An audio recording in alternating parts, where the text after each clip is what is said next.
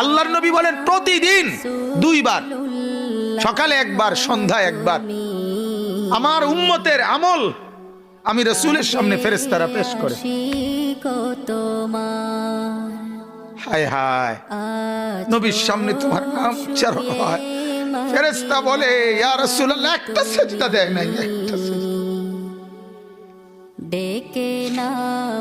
একটা সিজদা দেয় নাই। আল্লাহর নবী তখন বলে হায় আমার উম্মত, আমার 23টা বছরের দিবানিশির এই মেহনতের কোনো কদর করলি না।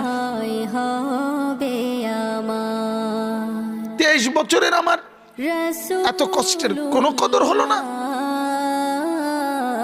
হাসরের ময়দানে নবী, দোস্ত শুনেন, হাসরের ময়দানে আল্লাহর নবী তার পিঠ দেখাবে, পিঠ, নবী তার পিঠ দেখাবে, পিঠ দেখায়া বলবে উম্মত দেখ আমার পিঠ চালনির মতো ছিদ্র ছিদ্র করে ফেলছি। তায়েফের বাচ্চারা যখন আমার পাথর মারছে, ওই পাথরের আঘাত সইতে গিয়ে সেদিন দেখবেন, সেদিন বুঝবা যুবক,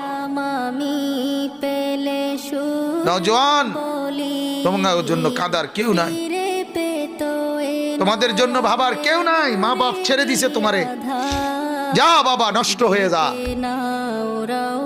আহা, মোবাইলের হাতে ছেড়ে দিছে তোমারে, নষ্ট বন্ধুদের হাতে ছেড়ে দিছে তোমারে, যা বাবা পেটের ভুক লাগলে ভাত খাইয়ে যাইস, বাকি টাইম নষ্ট হয়ে যায়। অভিভাবক ছেড়ে দিছে সন্তান,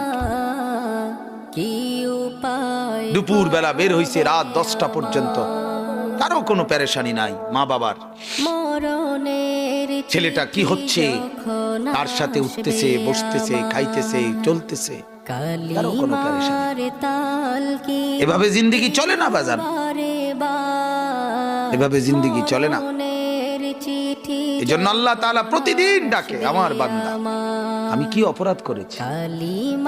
রাসূল প্রতিদিন বলে আমার উম্মত আমি কি অন্যায় করেছি। আমার তায়েফের রক্তের কোনো দাম নাই, আমার উহুদের দান দান শহীদ করার কোনো মূল্য নাই। 14 দিন আমি পেটে পাথর বেঁধেছি, আমার সেই পাথরের বাধা পেটের কোনো মূল্য নাই।